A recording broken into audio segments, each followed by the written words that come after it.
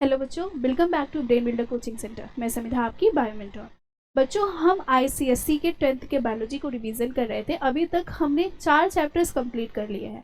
आज हम next 2 chapters complete करने वाले हैं। आज की क्लास लाइव नहीं थी बच्चों, ये एक रिकॉर्डेड क्लास जाने वाली है कुछ इश्यूज़ की वजह से। तो आज हम ये कवर करने वाले हैं कौन कौन से 2 topic, photosynthesis and the circulatory system. तो फोटोसिंथेसिस एंड सर्कुलेटरी सिस्टम दोनों ही बहुत ज़्यादा इंपॉर्टेंट चैप्टर है। बहुत ज़्यादा क्वेश्चन इनसे पूछे जाते हैं और बहुत ज़्यादा ही आप इसको आसानी से प्रिपेयर कर सकते हो और अच्छा स्कोर कर सकते हो। चलिए, तो बिना टाइम वेस्ट किए हम ये लेक्चर स्टार्ट करने चल रहे हैं।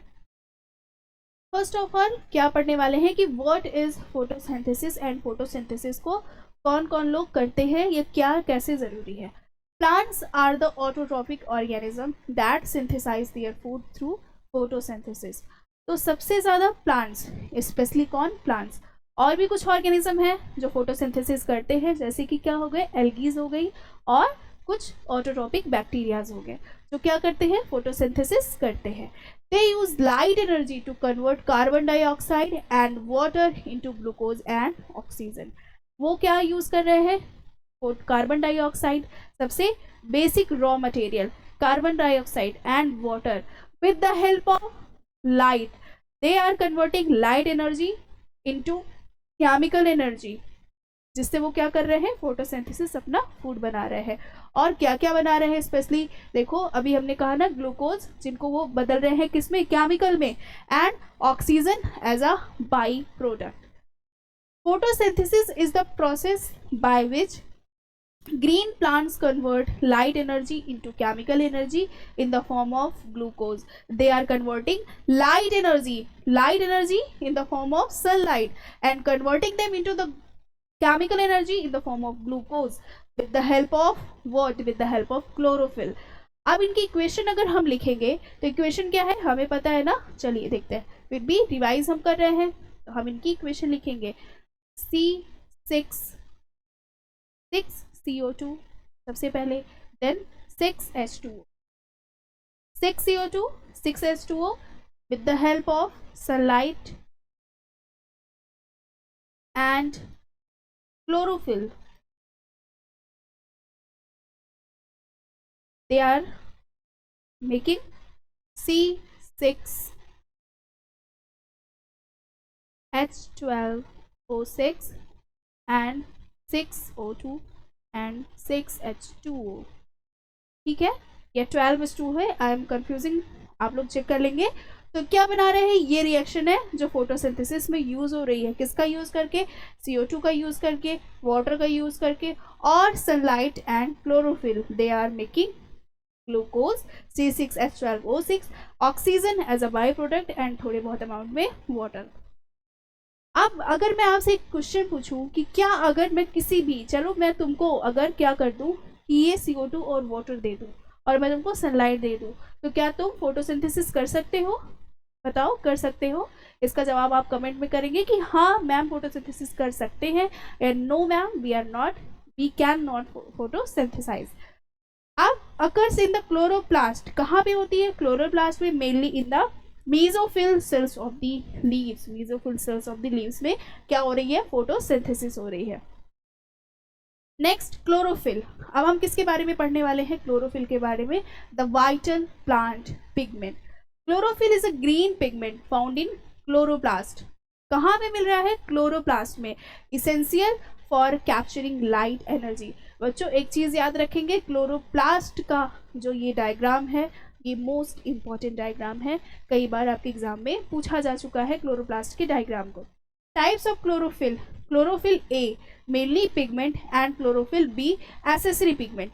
अब क्लोरोफिल ए एंड बी दो मेन पिगमेंट है जो फोटोसिंथेसिस में यूज हो रहे हैं। क्लोरोफिल ए है जो कैसे काम कर रहा है, as a main pigment, and chlorophyll B as a accessory pigment. वो क्या कर रहा है, क्लोरोफिल ए की हेल्प करा रहा है फोटोसिंथेसिस करने में। And other pigments like carotenoids, xanthophyll help in light absorption. और अदर कुछ पिगमेंट्स हैं जैसे कि कैरोटीनॉइड एंड ज़ैंथोफिल, वो सब भी कैसे हैं, एसेसरी पिगमेंट्स हैं जो हेल्प करा रहे हैं किनकी, क्लोरोफिल ए की, किसमें, फोटोसिंथेसिस करने में। नेक्स्ट है regulation of stomatal opening for letting in CO2। अब CO2 कैसे अंदर आ रहा है, इस तरीके से स्टोमेटा कैसे रेगुलेट होता है। Stomata are the tiny pores on the leave surface that regulate gas exchange. तो सबसे ज़्यादा जैसे हमारे पास हम ह्यूमंस हैं, हमारे पास गैसेस एक्सचेंज करने के लिए सबसे ज़्यादा इंपॉर्टेंट, सबसे मेन इंपॉर्टेंट जो क्या है, एक ऑर्गन है जो एक्सटर्नली हम यूज़ करें, वो दैट आर द नॉस्ट्रल्स, और जो मेन है वो क्या है, हमारे लंग्स है। इसी तरीके से एनिमल्स में उनके पास क्या है, पोर है, और वो उस पोर का नाम क्या है, stomata. During photosynthesis stomata open to allow CO2 intake and release of oxygen. जब भी क्या होता है, जब भी हमें फोटोसिंथेसिस करनी है, ये स्टोमेटा क्या करेंगे, CO2 को अंदर लेंगे, और अब फोटोसिंथेसिस की रिएक्शन हो गई है, और oxygen as a by product वो क्या होगा, इन्वायरमेंट में रिलीज हो जाएगा। CO2 क्या हो रहा है, अंदर आ रहा है, एंड ऑक्सीजन क्या हो रही है, एज अ बाई प्रोडक्ट बाहर निकल जा रही है। बाई प्रोडक्ट का मीन्स क्या हुआ, बाई प्रोडक्ट मीन्स दैट कि प्लांट को ऑक्सीजन की कोई नीड नहीं है, वो इसे एज अ बाई प्रोडक्ट बना रहे हैं और क्या कर रहे हैं, इन्वायरमेंट में रिलीज कर दे रहे हैं। Factors affecting instrumental movement like that light, CO2, concentration, temperature and humidity, ये सारे जो एक्सटर्नल फैक्टर्स हैं जो इन्फ्लुएंस कर रहे हैं स्टोमेटा की क्लोजिंग एंड ओपनिंग को। अब आप देखो ये स्टोमेटा क्या है, ओपन है, कौन से स्टेट में है, ओपन स्टेट में, एंड ये क्या है, क्लोज स्टेट में है। ठीक है, ये इंपॉर्टेंट है, और आपकी बुक में एक डायग्राम भी बना हुआ है, हो सकता है पूछा जा सके। प्रोसेस ऑफ फोटोसिंथेसिस, सबसे पहले absorption of light energy. First क्या है, एब्जॉर्प्शन ऑफ लाइट एनर्जी। सबसे पहले जो लाइट एनर्जी हमें कहाँ से मिल रही है, सन से मिल रही है, बाहर इन्वायरमेंट से मिल रही है, उसे क्या किया जाएगा, एब्जॉर्ब किया जाएगा। कौन एब्जॉर्ब करने वाला है, क्लोरोफिल, इसे क्या करेगा, कैप्चर करेगा। Conversion of light energy to chemical energy, अब क्या होगा, कन्वर्जन होगा उस लाइट एनर्जी का, किसमें, केमिकल एनर्जी में। कौन यूज करेगा, ATP and NADPH are formed. Then क्या हो जाएगा, सबसे मेन इंपॉर्टेंट जो दो कंपाउंड बनने वाले हैं, ATP एंड NADPH। बेटा इस चीज से एक चीज याद रखेंगे, कई बार 1 मार्क्स में आपके यहाँ एग्जाम में ये पूछा जा चुका है, ATP एंड, ये क्या था बेटा, अच्छा हाँ, ATP और NADPH दोनों के फुल फॉर्म पूछे जा चुके हैं। तो ATP मीन्स एडिनोसिन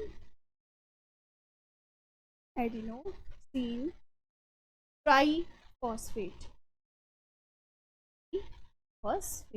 कई बार बच्चे गलत कर देते हैं, ये छोटी सी एक फुल फॉर्म ATP की आपके 1 मार्क्स गेन भी करा सकती है, और अगर आप गलत करेंगे तो कट भी सकते हैं। एंड NADPH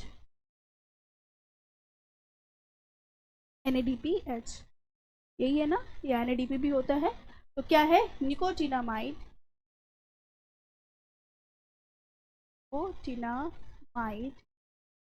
एडिनोसिन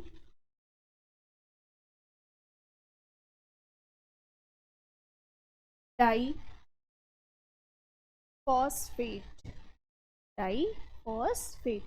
अच्छा एक बात याद रखेंगे, डाईफॉस्फेट ये किसका हुआ, NADP का हुआ। H मीन्स क्या होता है, हाइड्रोजन।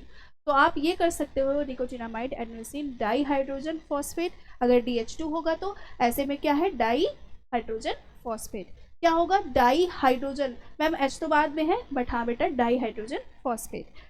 सिंथेसिस ऑफ ग्लूकोज क्या होगा, CO2 is use to form glucose in the Calvin cycle. अब जो कुछ भी क्या बन रहा है, CO2 जो आया वो यूज हो जाएगा किसमें, ग्लूकोज बनाने में, लेकिन कहाँ पे, कैल्विन साइकिल में। कैल्विन साइकिल ये रही हमारी, ये रही कैल्विन साइकिल, इसमें यूज हो जाएगा ये CO2, और लास्ट में क्या बन जाएगा, यहीं पे बन जाएगा, ग्लूकोज बन जाएगा। ठीक है, तो ये प्रोसेस है जो क्या, कौन सी है, एक लाइट डिपेंडेंट रिएक्शन, जिसे हम क्या बोलते हैं, light reaction. And light independent reaction वो क्या हो जाएगी, कैल्विन साइकिल उसमें होगा, वो इंडिपेंडेंट रिएक्शन कहलाती है। देखो लाइट इंडिपेंडेंट रिएक्शन का मतलब ये नहीं है कि लाइट रिएक्शन डे में हो रही है, और लाइट इंडिपेंडेंट रिएक्शन या डार्क रिएक्शन वो कहाँ हो रही है, नाइट में। ऐसा नहीं है, वो क्या है, क्यों इसका नाम ऐसा है, क्योंकि वो क्या है, लाइट पे इनडायरेक्टली डिपेंड है। इनडायरेक्टली मीन्स दैट कि जो कुछ भी यहाँ पे देखो, जो कुछ भी लाइट रिएक्शन में जो प्रोडक्ट बनेगा ATP और NADPH, वो एज अ सबस्ट्रेट यूज होगा कहाँ पे, डार्क रिएक्शन में या लाइट इंडिपेंडेंट रिएक्शन। चलिए आगे देखते हैं। अब क्या है, the main phases of photosynthesis कौन सी हैं? Two main phases. सबसे पहले light dependent phase occurs in the thylakoid membrane of the chloroplast. कहाँ पे?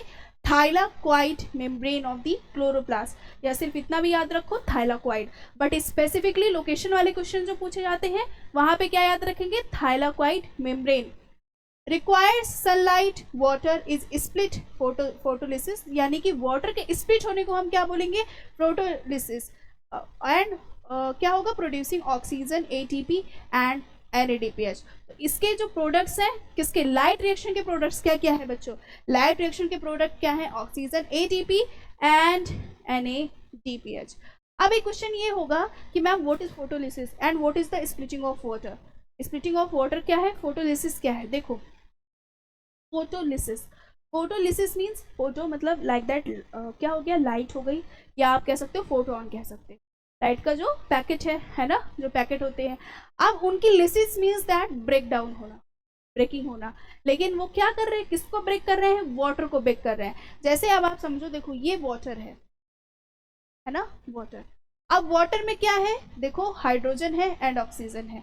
और हमें पता है कि हाइड्रोजन में क्या क्या है? एक इलेक्ट्रॉन एंड वन प्रोटॉन। एक इलेक्ट्रॉन एक प्रोटॉन। अब लेकिन यहाँ पे क्या है? दो हाइड्रोजन है। तो मीन्स दैट कि अगर हाइड्रोजन और ऑक्सीजन ब्रेक होंगे तो क्या होगा? दो इलेक्ट्रॉन रिलीज होंगे प्लस दो प्रोटॉन रिलीज होंगे, और साथ में क्या निकल जाएगा? ऑक्सीजन। तो ये क्या है?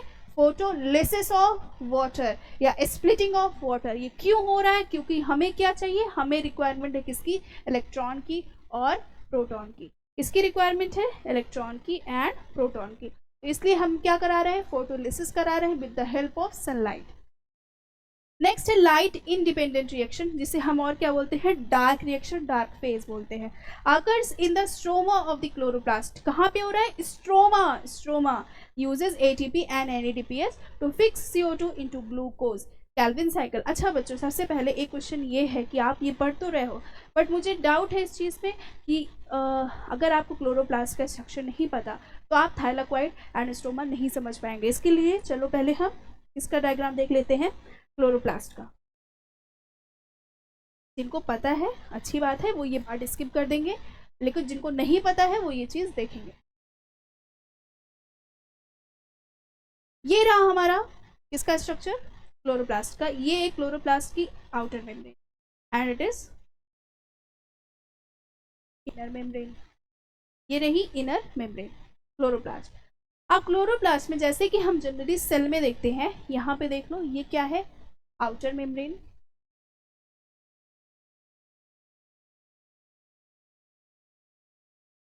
And it is inner membrane.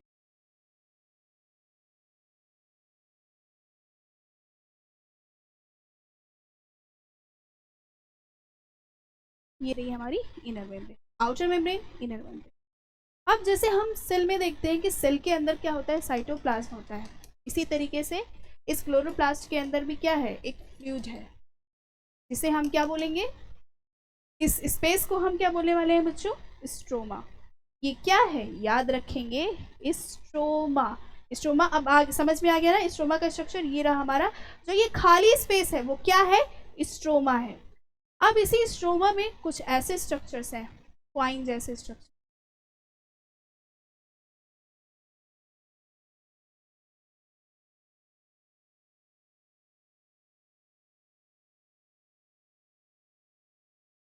ऐसे क्वाइन जैसे स्ट्रक्चर ऐसे कई सारे हैं, याद रखेंगे। सिर्फ मैं दो बना रही हूँ तो इसका मतलब ये नहीं है कि सिर्फ दो ही है।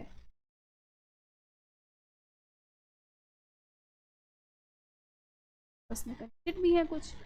तो ये जो स्ट्रक्चर दिख रहा है, ये स्ट्रक्चर क्या कहलाएगा बच्चों? ये है हमारा। देखो एक चीज याद रखेंगे, एक अगर देखो इसको ऐसे समझो कि मैंने क्या किया? एक कॉइन लिया, एक 2 रुपए का सिक्का लिया। अब एक 2 रुपए का सिक्का अगर मैं तुमको दिखा रही हूँ, इट्स सिर्फ 2 रुपए का सिक्का। देखो रुको,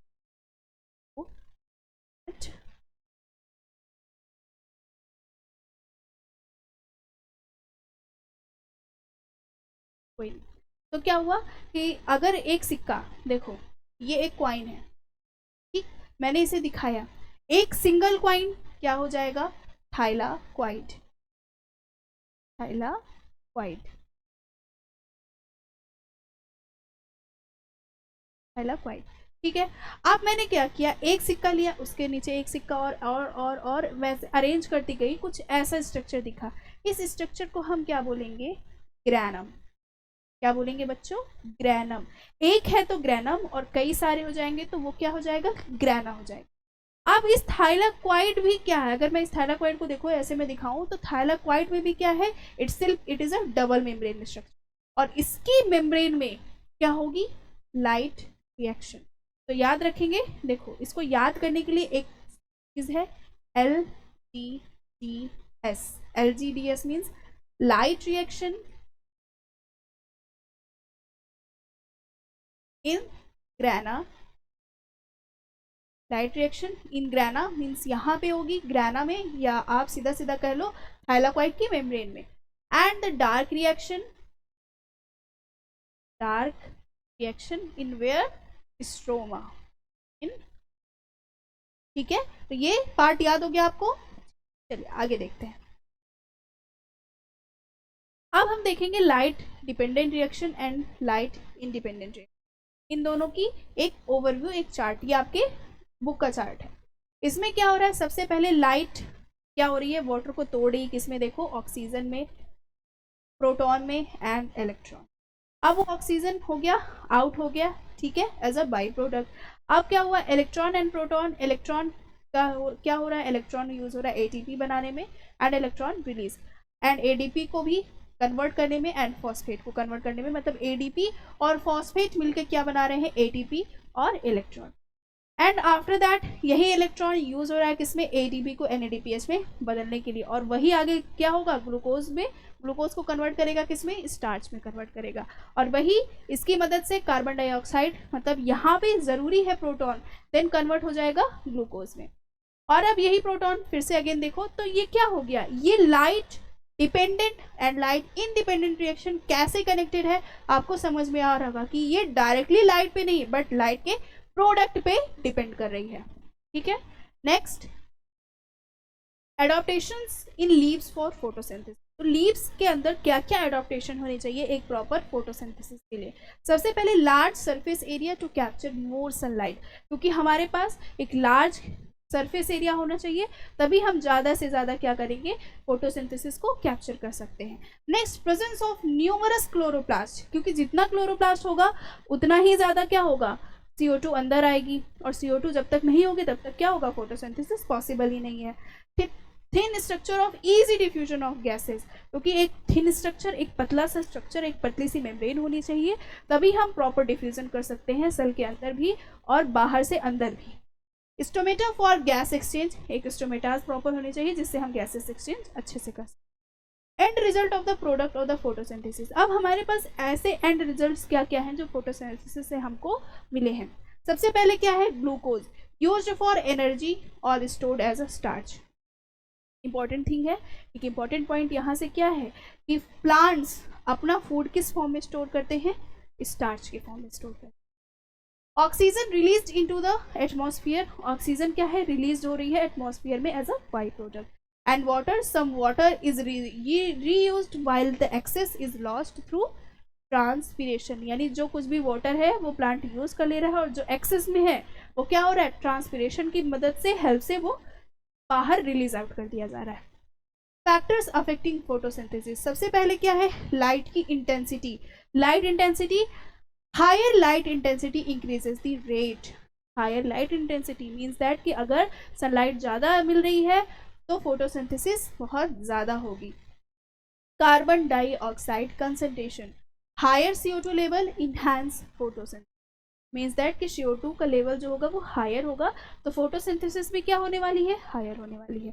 temperature, optimal temperature ranges 25 to 35 degree Celsius. अगर टेम्परेचर इतना है, देखो अगर इसका ग्राफ आपको आता है, कभी कभी पूछता है, ग्राफ से बेस पे अगर आपको क्वेश्चन दे देंगे तो टेम्परेचर का और फोटोसिंथेसिस का ग्राफ कुछ ऐसा बनेगा, लाइक दैट कि क्या होगा, एक ऑप्टिमल टेम्परेचर में फोटोसिंथेसिस भी होगी, बट जैसे जैसे टेम्परेचर और ज़्यादा बढ़ेगा कुछ समय बाद क्या होगी, फोटोसिंथेसिस कांस्टेंट हो जाएगी, फोटोसिंथेसिस रुक जाएगी, हो सकता है बहुत हो या फिर हो सकता है मिनिमल हो या बंद हो जाए।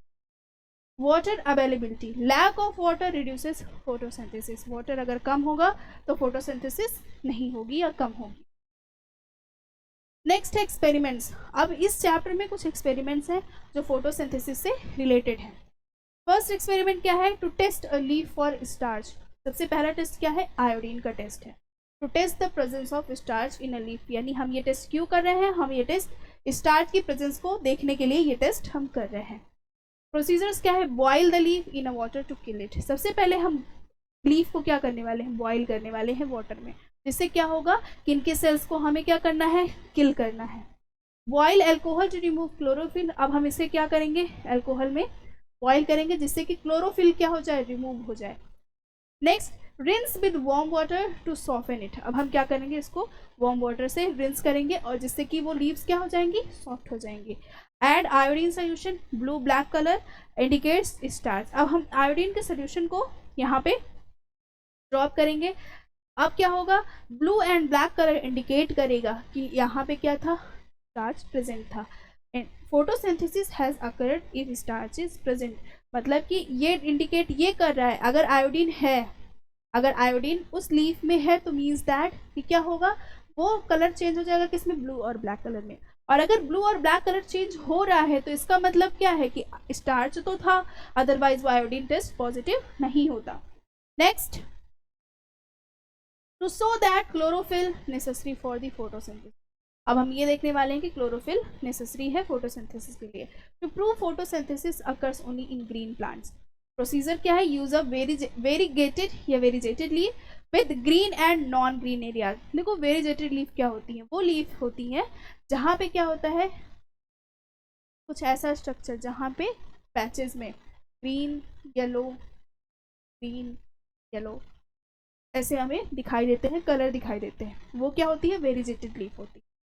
परफॉर्म द आयोडीन टेस्ट, अब हम क्या करेंगे, अगेन आयोडीन टेस्ट परफॉर्म करेंगे। Only the green areas turn blue black, और क्यों, क्योंकि ग्रीन एरियाज में ही क्या थे, क्लोरोफिल थी, और क्लोरोफिल है तभी तो क्या फोटोसिंथेसिस हो रही है, फोटोसिंथेसिस ही हो रही है तभी ग्लूकोज, और ग्लूकोज ही है तभी तो स्टार्च के फॉर्म में प्लांट उसे स्टोर करेगा। और स्टार्च के टेस्ट के लिए हम क्या यूज करते हैं, आयोडीन। तो मीन्स दैट कि अगर आयोडीन है, मतलब अगर वहाँ स्टार्च है तो आयोडीन की वजह से वो एरिया कैसा कन्वर्ट हो जाएगा, ब्लू और black colour. Chlorophyll is the required for the photosynthesis, तो इससे ये हमें पता चलता है कि क्लोरोफिल फोटोसिंथेसिस के लिए बहुत रिक्वायरमेंट या बहुत इंपॉर्टेंट क्राइटेरिया है। नेक्स्ट है to show that the CO2 is necessary for the photosynthesis, अब हमको ये देखना है कि CO2 भी प्लांट के लिए कितना ज़रूरी है, या अगर वो नहीं होगा तो क्या होगा। To prove the role of CO2, इसका प्रोसीजर क्या है, place a leaf in a bottle with a potassium hydroxide to absorb CO2, हम क्या करने वाले हैं, इस एक बॉटल में लीफ को डालेंगे और उस बॉटल में ऑलरेडी क्या प्रेजेंट होगा, KOH पोटेशियम हाइड्रोक्साइड, है ना। अब पोटेशियम हाइड्रोक्साइड का यूज क्या है, पोटेशियम हाइड्रोक्साइड क्या करता है, ऑक्सीजन को CO2 को एब्जॉर्ब करता है, क्या करेगा, CO2 को एब्जॉर्ब करेगा। Keep another leaf as a control, ऐसे ही हम एक लीफ को और करेंगे जिसे कंट्रोल में रखेंगे, मीन्स दैट कि वहां पे KOH नहीं होगा।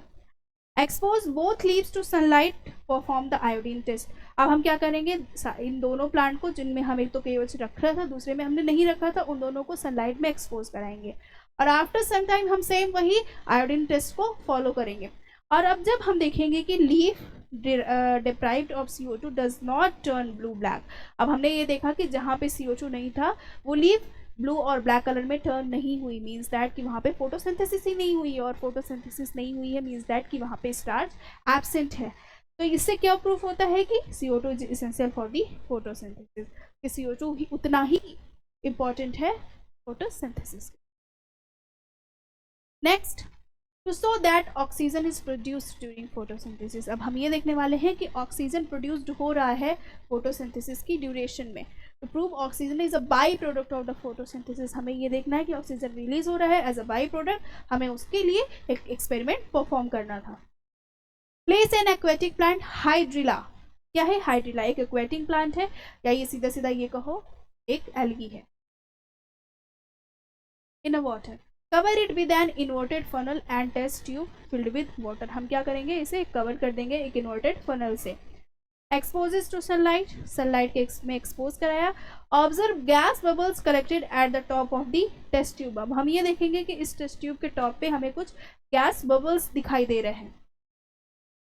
The test the gas with a glowing split, it relights proving oxygen presence. अब हम इसको टेस्ट करेंगे, ये रिलाइट कर रही है, मीन्स दैट कि ऑक्सीजन यहाँ पे प्रेजेंट है। और ये परफॉर्म हमने क्यों किया था कि फोटोसिंथेसिस रिलीजेस ऑक्सीजन। नेक्स्ट है importance of photosynthesis, produces oxygen vital for respiration, क्योंकि इससे हमें क्या मिल रहा है, ऑक्सीजन मिल रहा है, और जो ज़रूरी है किसके लिए, रेस्पायरेशन के लिए। Basis of the food chain, क्योंकि ग्लूकोज बन रहा है, ग्लूकोज प्रोड्यूस कर रहे हैं प्लांट, और प्लांट एज अ किसके तरीके से काम करते हैं, प्रोड्यूसर के तरीके से। और अगर प्लांट नहीं होंगे तो फूड चेन ही नहीं चल पाएगी, फूड वेव भी नहीं चल सकती। मेंटेन्स एटमॉस्फेरिक CO2 लेवल, और ये क्या मेंटेन कर रहे हैं, CO2 लेवल मेंटेन कर रहे हैं। अगर प्लांट्स नहीं होते तो हम जो CO2 या कोई भी एनिमल जो CO2 रिलीज कर रहा है बहुत ज़्यादा एटमॉस्फेयर में एक्सेस अमाउंट में हो जाती है। Source of energy for all life forms, कि हम डायरेक्टली और इनडायरेक्टली दोनों तरीके से प्लांट्स पे डिपेंड हैं। Carbon cycle, role of the photosynthesis remove CO2 from the atmosphere, carbon cycle का यूज है। Next respiration and decomposition, return CO2 to the air, इसकी वजह से क्या हो रहा है, CO2 अगेन वो एटमॉस्फेयर में रिटर्न हो जा रहा है। Combustion of fossil fuels increases atmospheric CO2 levels, और कैसे, कंबशन जो हम करा रहे हैं फॉसिल फ्यूल्स का, जो हमारे ऑटोमोबाइल्स में और या कोई भी तरीके से हम अगर कंबसन कर रहे हैं तो वहाँ पे भी क्या रिलीज होता है, CO2 रिलीज होता है। हेल्प्स रेगुलेट अर्थ्स क्लाइमेट, जो क्या कर रहा है, अर्थ के क्लाइमेट को रेगुलेट करने में हेल्प कर रहा है। चलिए अब हम नेक्स्ट चैप्टर पे आते हैं, अपने सर्कुलेटरी सिस्टम पे। The transport is essential for the distribution of the nutrients, oxygen and hormones. क्या हो रहा है कि अब हमने तो देखा है कि हम प्लांट्स के पास क्या है, एक उनके पास ऐसा कोई सिस्टम नहीं होता, सिस्टम नहीं है तो वो ट्रांसपोर्टेशन कैसे करा रहे हैं, जाइलम और फ्लोएम की मदद से। बट हमारे ह्यूमंस के पास क्या है, एक प्रॉपर डेडिकेटेड सिस्टम है। It helps the removal of metabolic waste products, जो क्या करा रहा है, मेटाबॉलिक वेस्ट प्रोडक्ट्स को भी रिलीज करा रहा है, और साथ में एक प्रॉपर हर एक सेल में, हर एक बॉडी के पार्ट में न्यूट्रिएंट्स को भी पहुंचाने का काम कर रहा है। फ्लूइड्स इन आवर बॉडी, अपने बॉडी में कौन कौन सी फ्लूइड्स हैं, सबसे पहले ब्लड, मेंटेन ट्रांसपोर्ट मीडियम, जो क्या मेंटेन कर रहा है, ट्रांसपोर्ट के मीडियम को। नेक्स्ट लिम्फ है, helps in the immune responses and fat transport, तो क्या करा रहा है, लिम्फ स्पेशली किसमें मदद कर रहा है, इम्यून रिस्पॉन्सेज में एंड व्हाट, फैट के ट्रांसपोर्ट में। सबसे पहले हम किसके बारे में पढ़ने वाले हैं, ब्लड के बारे में। अब कनेक्टिव टिश्यू क्या है, एक कनेक्टिव टिश्यू है, composed of plasma and blood cells, जो किन किन चीज़ों से मिलकर बना है, first of the all plasma and the blood cells, plasma और ब्लड सेल्स। फंक्शंस क्या है, transport of gases, nutrients, hormones and waste materials, जो किन किन चीज़ों को ट्रांसपोर्ट करा रहे हैं, सबसे पहले किसके लिए, गैसेस के लिए, न्यूट्रिएंट्स के लिए, हार्मोन्स के लिए और वेस्ट मटेरियल्स के लिए। Next functions of the blood, अभी वही कहा कि ऑक्सीजन ट्रांसपोर्ट वाया हीमोग्लोबिन इन RBC, ऑक्सीजन किनकी मदद से, हीमोग्लोबिन की मदद से ट्रांसपोर्ट हो रही है RBC में। And next immunity through WBCs, next क्या है, हमें इम्यूनिटी मिल रही है किसकी मदद से, WBC की मदद से। And clotting of the blood bye platelets, और ब्लड क्लॉटिंग करा रहे हैं किसकी हेल्प से, प्लेटलेट की हेल्प से। And the regulation of body temperature and pH balance, और सबसे ज़्यादा इंपॉर्टेंट क्या है कि हम बॉडी के pH को और होम्योस्टैसिस मेंटेन कर पा रहे हैं, टेम्परेचर मेंटेन कर पा रहे हैं। कंपोजिशन ऑफ ब्लड, सबसे पहले क्या है, प्लाज्मा है, the liquid portion of the blood, क्या है, जो लिक्विड पोर्शन, मतलब लाइक दैट कि प्लाज्मा की ही वजह से क्या हो रहा है, ब्लड का जो कंसिस्टेंसी है वो कैसी है, फ्लूइड जैसी है। comprises 55% of the blood, mainly water but dissolved proteins, nutrients and wastes, means that कि plasma, P for plasma, P for 55, means that कि 55% concentration जो किसकी है ब्लड में, वो प्लाज्मा की। नेक्स्ट है सेलुलर एलिमेंट्स। सबसे पहले क्या है, आरबीसीज, जो क्या है, कैरी ऑक्सीजन, जो किसको कैरी कर रही हैं, ऑक्सीजन को कैरी कर रही हैं। And the white blood cells provide immunity. Platelets क्या कर रही हैं, हेल्प इन ब्लड क्लॉटिंग। तो यहाँ पे देखो ये रही हमारी आरबीसीज। आरबीसीज का स्ट्रक्चर कैसा होता है, round and biconcave. And the platelets, जो वो सेल्स के छोटे छोटे टुकड़े होते हैं। एंड द डब्ल्यूबीसीज are the amoeboid shape. And ये देखो ये रहा हमारी प्लाज्मा, जो एक फ्लूइड सब्सटेंस है ब्लड का। एंड दी ब्लड वेसल्स में ये क्या हो रहे हैं, फ्लो हो रहे हैं। Next, clotting of the blood, coagulation. Clotting prevents excessive blood loss from the injuries. Clotting क्यों कर रहे हैं, क्योंकि अगर हम क्लॉटिंग नहीं करेंगे तो हमारे ब्लड क्या होगी, सबसे ज़्यादा ब्लड लॉस हो जाएगा, बहुत ज़्यादा। और ब्लड लॉस होना मीन्स दैट कि बॉडी में फ्लूइड की कमी और न्यूट्रिएंट्स की कमी, गैसेस का एक्सचेंज खत्म, वेस्ट मटेरियल्स का एक्सक्रीशन खत्म। Involves a series of enzymatic reactions leading to fibrin formation. Enzymatic reactions है ये, जो किसका फॉर्मेशन करा रही है, फाइब्रिन का करा रही है। Process of blood clotting. सबसे पहले ब्लड क्लॉटिंग की प्रोसेस क्या है, सबसे पहले क्या होगा, vasoconstriction. Blood vessels constrict to reduce the blood flow. सबसे पहले क्या होगा कि सबसे पहले हम तो क्या करने वाले हैं, लाइक दैट कि अगर आप समझो कि कहीं पाइप फट जाए तो क्या करेंगे, सबसे पहले उस सप्लाई को रोकेंगे जिससे क्या हो, ब्लड या वाटर का लॉस कम हो। फिर platelet plug formation. Platelets adhere to the damaged vessel and release clotting factors। अब क्या होगा, अब प्लेटलेट्स बहुत ज़्यादा इकट्ठे हो जाएंगी और एक तरीके से एक जाल जैसा, एक नेट जैसा स्ट्रक्चर बनाएंगे। Coagulation cascade. Activation of clotting factor leads to the conversion of prothrombin into thrombin. सबसे पहले क्या होगा, प्रोथ्रोम्बिन से कन्वर्जन होगा किसका, थ्रोम्बिन में। Next, thrombin catalyse the conversion of fibrinogen into fibrin. अब क्या होगा, जो थ्रोम्बिन बदला है प्रोथ्रोम्बिन से, अब वो क्या करेगा, फाइब्रिनोजन को बदल देगा किसमें, फाइब्रिन में, फाइब्रिनोजन को फाइब्रिन में। Next, fibrin forms a mesh like structure that trap blood cells forming a clot. अब क्या होगा, एक मेश जैसा स्ट्रक्चर का फॉर्मेशन हो जाएगा जिससे ब्लड क्लॉट यानी ब्लड वेसल्स उसमें आके फंसने लगेंगी और ब्लड क्लॉटिंग हो जाएगी। Clot retraction and repair. The clot titans and the tissues start healing. अब क्या होगा, क्लॉट टाइटन हो जाएगा और टिश्यूज क्या हो जाएंगे, हील करना स्टार्ट हो जाएंगे। And fibrinolysis, the clot dissolves after healing the completes. अब क्या होगा, जब हील कंप्लीट हो जाएगी तो अब क्लॉटिंग टूटने लगेगी। And the vitamin K and the calcium ions are essential for clotting. तो सबसे ज़्यादा इंपॉर्टेंट क्या है, vitamin K and the calcium, जो ब्लड क्लॉट को हेल्प करेगा, ब्लड क्लॉट को अच्छे से करा सकता है। डिफेक्ट्स क्या क्या हो सकते हैं अगर क्लॉटिंग ना हो तो, सबसे पहले क्या है, हीमोफीलिया। तो मोस्ट इंपॉर्टेंट डिसऑर्डर है वो क्या है, हीमोफीलिया, जिसमें ब्लड क्लॉट होता ही नहीं है और ब्लड लॉस बहुत ज़्यादा हो जाता है। Blood transfusion and blood groups. Blood groups A B and O, जो या फिर ये कह सकते हो कि RH फैक्टर्स भी जो प्रेजेंट होंगे तो पॉजिटिव और अगर नहीं होंगे तो negative. Compatibility is essential to prevent agglutination. Means that, agglutination means क्या होगा, लाइक दैट कि अगर हम कंपैटिबिलिटी नहीं देखेंगे तो क्या हो जाएगा, ब्लड की क्लॉटिंग स्टार्ट हो जाएगी, ब्लड कोगुलेट कर जाएगा और क्या होगा उस समय, फिर ब्लड वेसल्स में क्या होगा, फ्लो नहीं होगा, हार्ट तक नहीं पहुंचेगा और हार्ट अटैक हो सकता है। RH factor. RH positive individuals have RH antigen, RH negative individuals lack it. RH negative mother carrying RH positive foetus में डेवलप कॉम्प्लिकेशन। इस डिजीज को क्या बोलेंगे, एरिथ्रोब्लास्टोसिस फेटालिस।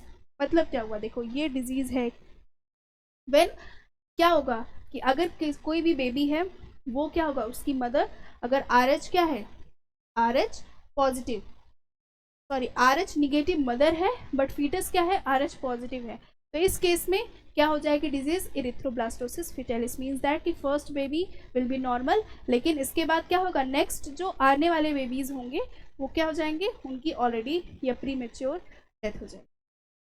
अब हम देखते हैं ब्लड ग्रुप्स क्या है। सबसे पहले अगर मैं बात करूँ ब्लड ग्रुप ए की, तो इसका एंटीजन RBC पे क्या होता है, A, और एंटीबॉडी एंटी B। और कैन रिसीव, वो कौन कौन से ब्लड रिसीव, अगर A वाला ब्लड ग्रुप वाला बंदा है तो वो कौन कौन से ब्लड रिसीव कर सकता है, A एंड O। और डोनेट क्या किनको कर सकता है, A और AB को। अगर मैं B की बात करूँ तो B के पास एंटीबॉडी कौन सी है, एंटी A, और एंटीजन B। और वो रिसीव किन किन लोगों से ब्लड कर सकता है, ए से और ओ से, और दे किसको सकता है, बी और ए बी को। ए बी की मैं बात करूं तो ए बी के पास एंटीजन दोनों होंगे, ए और बी होंगे, बट इनके पास एंटीबॉडी कोई नहीं होगी, इसीलिए इनके पास एंटीबॉडी नहीं है बच्चों, इसीलिए ये ब्लड यूनिवर्सल रिसीवर है, ये ब्लड किसी से भी ले सकते हैं। देखो, कैन डोनेट ए बी, लेकिन दे किसको सकते हैं, सिर्फ ए बी को। ओ की बात होगी तो ओ क्या होंगे, एंटी ए और एंटी बी दोनों इनके पास है, और वो किनको डोनेट कर सकते हैं, ए को, बी को, ए बी को, ओ को, इसीलिए इन्हें क्या बोला जाता है, universal donor. Next, the heart, the muscular 4 chambered organ responsible for pumping of the blood. क्या है, 4 चैम्बर है, और मस्कुलर स्ट्रक्चर मीन्स दैट कि मसल्स का बना हुआ है। चैम्बर्स की बात करें तो right atrium receives deoxygenated blood from the body via vena cava. ये क्या कर रहे हैं, रिसीव कर रहे हैं deoxygenated blood from the body via the vena cava.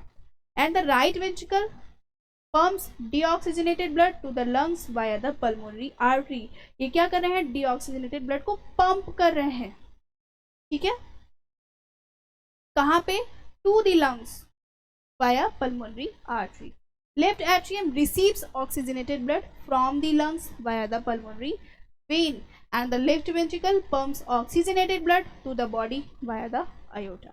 ये रहे अलग अलग हमारे क्या चैम्बर्स जो अलग अलग काम कर रहे हैं। नेक्स्ट है pericardium, a double layered membrane surrounding the heart. Heart को सराउंड करने के लिए हमारे पास एक मेम्ब्रेन है जिसे हम क्या बोलेंगे, पेरिकार्डियम मेम्ब्रेन। अब पेरिकार्डियम मेम्ब्रेन का यूज़ क्या है बच्चों, क्योंकि इससे क्या कराना है, फ्रिक्शन कम कराना है, कि हार्ट को पंप होना है, और हार्ट को पंप अगर होना है तो बार बार उसमें क्या होगा, फ्रिक्शन हो सकता है, फ्रिक्शन ज़्यादा होगा तो डैमेज हो सकती है हमारी बाहर की muscle cells, blood vessels itself. तो क्या कराना है, पेरिकार्डियम फ्लूइड है जो सराउंड कर रहा है। Heart valves prevent backflow of the blood.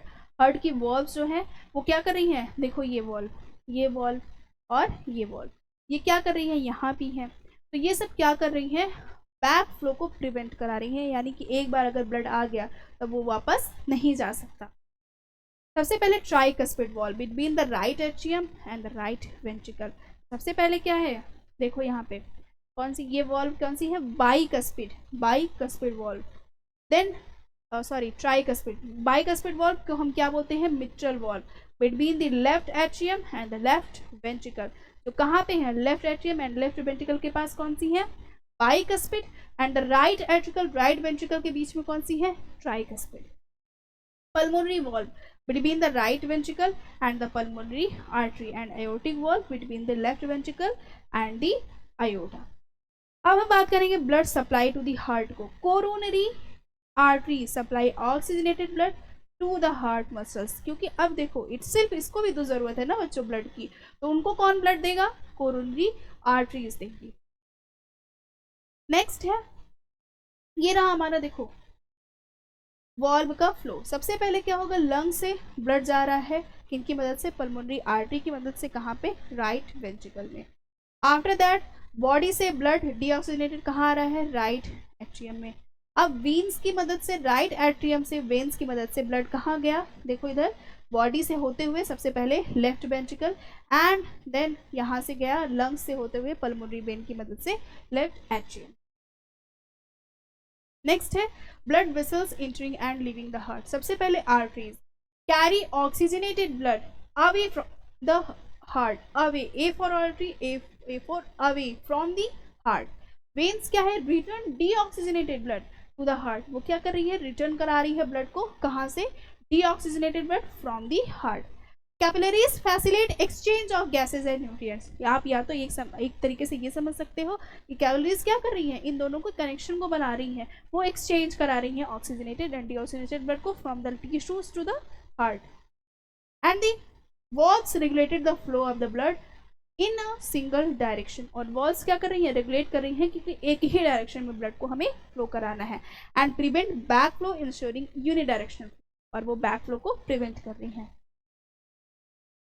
Next है the heart beat, the rhythmic contraction and relaxation of the heart muscle। सबसे पहले control by the semi atrial या ऐसे नोड, तो कौन रेगुलेट कर रहा है? Sinoatrial node, S A node known as the natural pacemaker. तो कैसा, जो क्या कहलाता है? नेचुरल पेस मेकर कहलाता है ऐसे नोड, या ऐसे या साइनोएट्रियल नोड।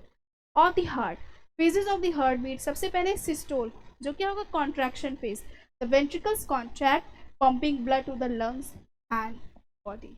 एंड दूसरा है diastole, relaxation of phase, that atria and the ventricle relax allowing blood to fill the chambers. ये क्या है? Systole and diastole. Regulation of heart beat, सबसे पहले मेडुला ऑब्लिंगेटा रेगुलेट करता है, controls involuntary heart beat regulation. And the next hormones, adrenaline increases heart rate while the acetylcholine slows it down। सबसे पहले क्या करेगा? एड्रेनलिन क्या करेगा? हार्ट रेट को इंक्रीज कर देता है, बट एसिटाइलकोलिन क्या करेगा? स्लो डाउन करेगा। एक्सटर्नल फैक्टर्स जैसे कि physical activities, emotions and temperature can affect the heart rate. And normal resting heart rate is 70 to 75 beats per minute, यानी कोई भी अगर पर्सन रेस्टिंग फेज में है तो उसकी हार्ट बीट जो कितनी होगी? वो 70 to 75 होगी। नेक्स्ट है circulation of blood in the heart. सबसे पहले क्या, कौन सा है? Pulmonary circulation. कहाँ से होगा? सबसे पहले राइट वेंट्रिकल से कहाँ जाएगा? पल्मोनरी आर्टरी, राइट वेंट्रिकल से pulmonary artery and then lungs, और उसके बाद पल्मोनरी वेन से होते हुए left atrium. And the systematic circulation, left ventricle से aorta, body tissues, vena cava and the right atrium. तो बच्चों ये इंपॉर्टेंट है, इसको याद रखेंगे। नेक्स्ट है hepatic portal system, the specialized part of the circulatory system that transport nutrient rich blood from the digestive organ to the liver before reaching general circulation। component सबसे पहले क्या है? hepatic portal vein, तो main vein carrying blood from the intestine, stomach, pancreas and spleen to the liver, जो क्या है? hepatic portal vein है। Next है liver साइनोसॉइड्स, जो क्या है? Small capillary like structure where the blood is process and detoxified. क्या होता है? ब्लड को डिटॉक्सीफाई किया जाता है। And then hepatic veins carry purified blood from the liver into the inferior vena cava. Next है pulse, the rhythmic expansion and contraction of arteries caused by the pumping of the blood by the heart can be felt at the various pulse points such as the wrist, इसे क्या बोलेंगे? Radial artery, and the neck, जिसे बोलेंगे carotid artery. Normal pulse rate 70 to 100 beats per minute in adult and use to assess heart rate and overall cardiovascular health. Next, spleen, the largest lymphatic organ located in the upper left side of the abdomen, जो कहाँ present होता है? upper left side of the abdomen में। Function क्या है? filtration of blood, removes old and damaged red blood cells, immune response, produce white blood cells WBC and antibodies, and the blood reservoir stores extra blood for the emergency use, जो क्या कर रहा है? एक तरीके से रिजर्वायर का भी काम कर रहा है। And the iron recycling breaks down the hemoglobin from old RBC and recycle iron. And the next, removal of pathogens destroys bacteria and other foreign particles. बात आ रही है कि the spleen plays a crucial role in immunity and blood regulation, making it an essential organ in the circulatory and lymphatic system. ठीक है, तो चलो बच्चों ये चैप्टर हम खत्म कर रहे हैं, ये सेशन खत्म कर रहे हैं। नेक्स्ट में हम क्या करने वाले हैं? Excretory system and the nervous system. तब तक के लिए बच्चों सारे चैप्टर्स को रिवाइज करो और एग्जाम की प्रिपरेशन करो। ठीक है बच्चों, मिलते हैं अपने नेक्स्ट सेशन में।